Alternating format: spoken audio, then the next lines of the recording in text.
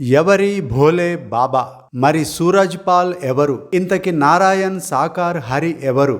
విచిత్రంగా ముగ్గురు ఒక్కరే ఆధ్యాత్మిక బోధకుడు. ఈయనే హాత్రస్ తొక్కిసలాట మహా విషాదానికి కారకుడు. మతపరమైన ఒక సత్సంగులో ఉత్తరప్రదేశ్లోని హాత్రస్ జిల్లాలో జరిగిన తొక్కిసలాటలో మొన్న జూలై 2న 116 మంది మరణించారు. నేటికి ఆ సంఖ్య 121కి చేరింది. శవాలు నేల మీద పడి ఉన్న తీరు, అక్కడి భయానక వాతావరణం చూస్తే ఈ మధ్య కాలంలో ఇంత మహా విషాదం జరగలేదనుకుంటా. హాత్రస్ జిల్లాలోని ఫుల్రాయ్ గ్రామంలో జరిగిన ఈ దారుణం అక్కడ నడుస్తున్న సత్సంగు నుండి భక్తులంతా ఇళ్లకు వెళుతున్న సమయంలో జరిగింది. దీని నిర్వాహకుడేమో మత బోధకుడుగా పేరొందిన భోలే బాబా. ఆధ్యాత్మిక బోధకుడైన సూరజ్ పాల్, నారాయణ్ సాకార్ హరి మరియు భోలే బాబాగా ప్రసిద్ధి. ఈయన ఉత్తరప్రదేశ్ లోని కాస్గంజ్ జిల్లా పాటియాలి తహసీల్లోని బహదూర్ నగర్ గ్రామానికి చెందినవాడు.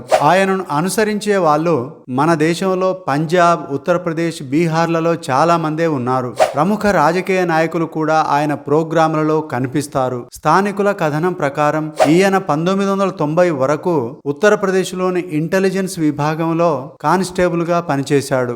లైంగిక ఆరోపణలు, మంత్రతంత్రాల ఆరోపణలు రావడం వల్ల ఆ ఉద్యోగం కోల్పోయాడు. దాంతో ఆధ్యాత్మిక బాట బట్టి బాబాగా మారాడు. కొత్త పేరుతో పబ్లిక్ మీటింగుల్లో భక్తితో కూడిన జీవితం గురించి బోధించడం మొదలెట్టాడు. తను నారాయణ్ సాకార్ హరి శిష్యుడిగా తనకు తానే చెప్పుకుంటాడు. ఆయనలోనే దేవుడిని వెతుక్కోవాలని తనను అనుసరించే వాళ్లకు చెబుతుంటాడు. ఈ సూరజ్ పాల్ యొక్క నారాయణ్ సాకార్ హరి ఆశ్రమం 30 ఎకరాల్లో విస్తరించి ఉంది. ఆయన కదిలాడంటే వెనకాల 100 కార్ల కాన్వాయ్ ఉండాల్సిందే. అంతేకాకుండా ఆయనను కంటికి రెప్పలా కాపాడే స్వంత సైన్యం, సేవాదార్ కూడా ఉండనే ఉంది. గుర్మీత్ రామ్ రహీం సింగ్, ఆశారాం బాపు, రాంపాల్, సూరా బాబా లాంటి బాబాలు మీడియా చుట్టూ తిరుగుతుంటే ఈయన మాత్రం మీడియాకు దూరంగా ఉంటారు. గ్రామాల్లో మాత్రం తెగ ఫాలోయింగ్ ఉంది. జనాల కథనాల ప్రకారం ఆశ్రమంలో ఎలాంటి దేవుళ్ళ విగ్రహాలు లేవని, తనకు తానే దైవాంశ స్వరూపుడిగా చెబుతాడని వినికిడి. సాధారణంగా బాబాలంటే కాషాయ వస్త్రాలే గుర్తొస్తాయి మనకు. కానీ ఈ బాబా స్టైలే వేరు. ఆయన 60వ సంవత్సరంలో పడిన కొత్తల్లో తెల్లని కోటు, ప్యాంటు వేసుకోవడం మొదలెట్టాడు.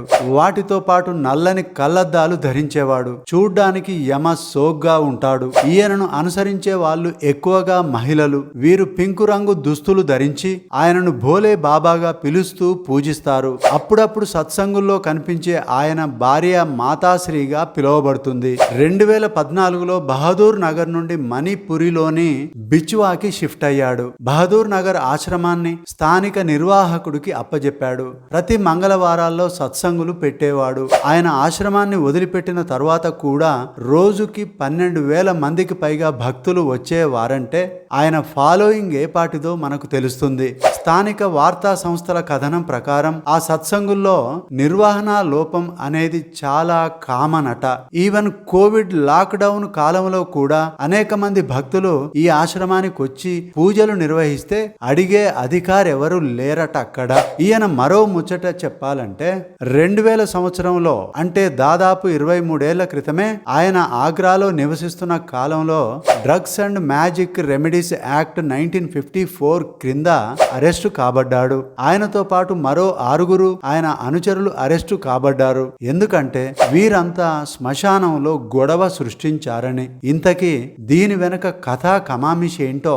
సూరజ్ పాల్కి పిల్లలు లేరు. ఆయన మేనకోడల్ని దత్తత తీసుకున్నాడు. ఆమె క్యాన్సర్ తో బాధపడుతోంది పాపం. ఒకరోజు ఆ అమ్మాయి స్పృహ తప్పి పడిపోయింది. ఆయన అనుచరులు తమ బాబా ఆమెను తిరిగి మెలకువ వచ్చేలా చేస్తాడని చెప్పారు. భోలే బాబా చేసిన ఏదో నిర్వాకం వల్ల అప్పటి వరకు ఆ పాప మేలుకుంది. కానీ తొందరలోనే మరణించింది. ఆమె మృతదేహాన్ని శ్మశానానికి తీసుకెళ్లారు. కానీ ఆయన అనుచరులు మాత్రం బాబా వస్తాడని, ఆమెను తిరిగి బ్రతికిస్తాడని, శ్మశానంలో గొడవ సృష్టించారు.